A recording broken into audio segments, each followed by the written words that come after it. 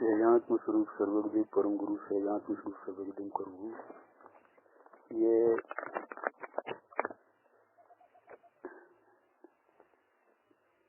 Osho words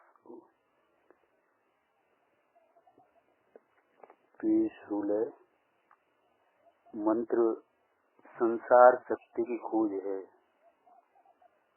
मंत्र से क्या मिलता है? मंत्र से मन एकाग्र हो जाता है तो शक्ति इकट्ठी हो जाती है। इसके बारे में जानकारी देते हैं। संसार शक्ति की खोज है, सिद्धि की खोज है, परमात्मा की शांति शून्यता की खोज है। वहाँ तुम मिटते हो, वहाँ तुम धीरे धीरे लीन होते हो। सिद्धि की खोज में आखिर में तुम बचोगे, परमात्मा नहीं। शांति खोज में अकेला परमात्मा बचेगा।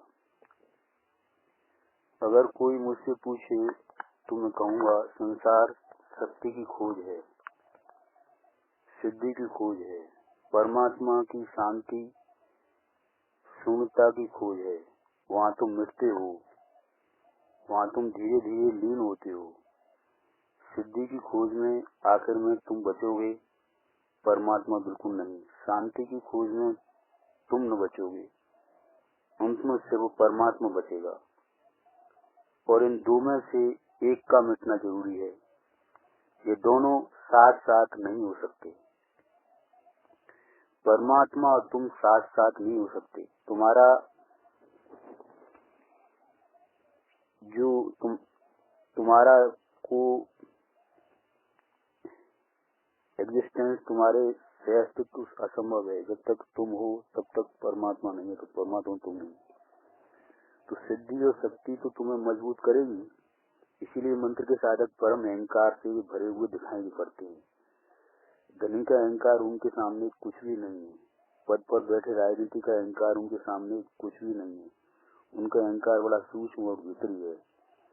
और उसका कारण भी है, क्योंकि वह धन छीना जा सकता है, चोरी जा सकता है। धन का मूल्य क्या है? पद आज है कल न हो। राजनीति का भरोसा कितना, लेकिन मंत्र का भरोसा ज्यादा प्रबल है।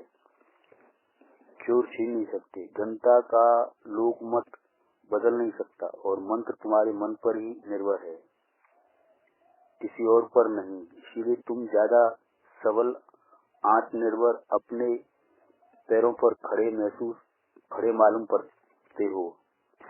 इसलिए तुम ज्यादा सबल, आत्मनिर्भर, अपने पैरों पर खड़े मालूम पड़ते हो। साधक अगर सिद्धि की दिशा में चला जाए तो भटक जाएगा, रस बहुत आएगा। क्योंकि अहंकार का रस आता ही इस तरह की चीजों से है। अगर एक चींटी इस तरफ आ रही है और तुम सिर्फ अपने मनोबल से उसका रास्ता बदल दो, हालांकि इस कृत्य में कोई सार नहीं है, पर फिर भी तुम्हें रस आएगा। रूस में एक महिला है जिस पर बड़े वैज्ञानिक प्रयोग किए जा रहे हैं। वो किसी वस्तु को अपने मन से चालित कर देती है। टेबल रखी है, 6 फीट दूर वह खड़ी हो जाए, 15 मिनट मन को एकाग्र करे तो टेबल को हिलाना शुरू कर देती है। टेबल उसकी तरफ सरक सकती है, दूर जा सकती है, और सब तरह की जांच पड़ताल से सब समझा गया है, कोई धोखाधड़ी नहीं है। उस महिला को मिलता क्या है? 2 पाउंड वजन खो जाता है 15 मिनट के प्रयास में, और 1 सप्ताह के लिए वह निर्बल हो जाती है। 1 सप्ताह बिस्तर से नहीं उठ सकती। 2 पाउंड वजन शरीर से तत्क्षण कम हो जाता है, क्योंकि जब तुम मन को एकाग्र करके अपनी शक्ति को बाहर फेंकते हो, तब तुम्हारे शरीर की ऊर्जा भी उसमें क्षीण होती है। 15 मिनट के प्रयास से 1 सप्ताह के लिए वो निर्बल हो जाती है। 1 सप्ताह बिस्तर से नहीं उठ सकती। 2 पाउंड वजन शरीर से तत्क्षण कम हो जाता है, क्योंकि जब तुम मन को एकाग्र करके अपनी शक्ति को बाहर फेंकते हो तब तुम्हारे शरीर की ऊर्जा भी उसमें क्षीण होती है। लेकिन फिर भी यह महिला बड़ी आनंद ले रही है। उसका सारा जीवन अस्त व्यस्त हो गया है इस उपद्रव में। परिवार भी डमाडोल हो गया। बच्चे की चिंता करनी मुश्किल, पति की फिक्र करनी मुश्किल, घर तो अस्त व्यस्त हो गया है और यह एक खेल बन गया है। वैज्ञानिक अध्ययन कर रहे हैं और कोई चमत्कार घटित हो रहा है। लेकिन चमत्कार का अर्थ क्या है? इससे हल भी क्या है? टेबल तुम हाथ से हटा सकते थे, जिसमें की रत्ती भर ताकत लगती है, उसे तुमने मन से हटाया और 2 पाउंड शरीर की ऊर्जा छीन कर 7 दिन तक अस्वस्थ रहे।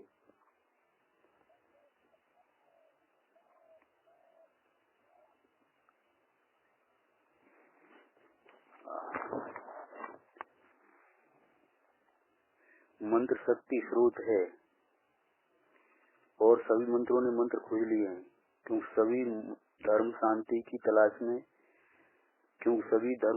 तलाश से शांति की शक्ति की तलाश में पतित हो जाते हैं। महावीर प्रभु तो शांति खोजते हैं, लेकिन जैन को शांति से क्या लेना देना?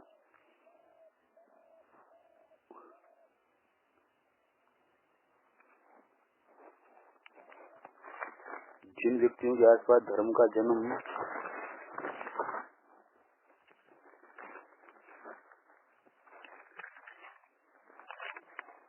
होता है, ये तो शून्य हो गए होते हैं।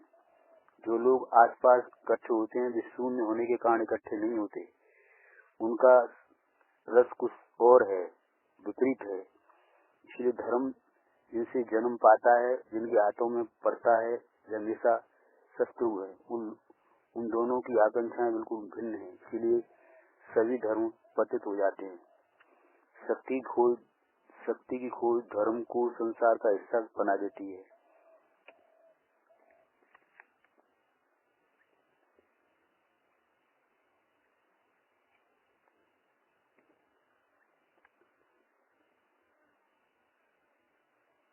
तुम चमत्कार को नमस्कार करते हो क्योंकि तुम्हारी वासना है, कुछ तुम पाना चाहते हो। चमत्कारी से भरोसा मिलता है, कुछ आशा बचती है, इससे कुछ होगा।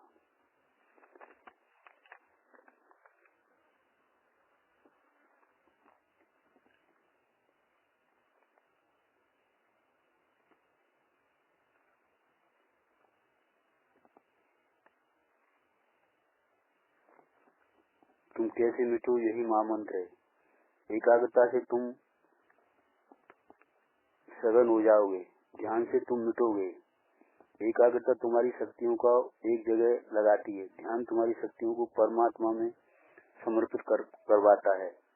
तो परमात्मा को एकाग्रता का बिंदु नहीं बनाना है, परमात्मा में समर्पित होना है।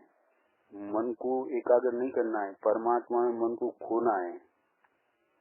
ये बड़ी भिन्न बातें हैं। विलीन होना, तल्लीन होना, खो जाना, ऐसी घड़ी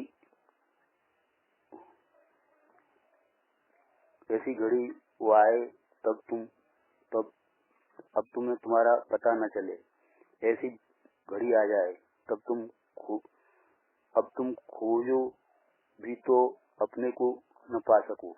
तुम भीतर जाओ तो पाओ कि घर खाली है। तुम दर्पण के सामने खड़े हो, अपनी आंखों में झांकने तो पता चले कि भीतर कोई भी नहीं, जहाँ तुम विसर्जित हो गए। वही निर्वाण है।